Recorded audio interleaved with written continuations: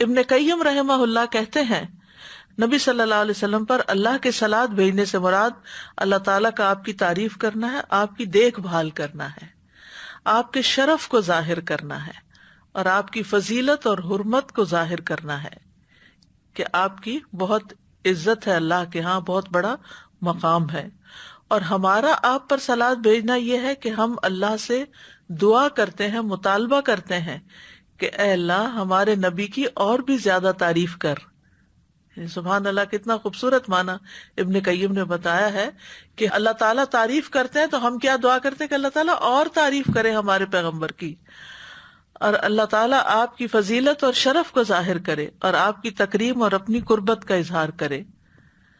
تو بہرحال اس سے مراد خاص درود کے جو کلمات ہیں وہ پڑھنے کی طرف اشارہ ہے،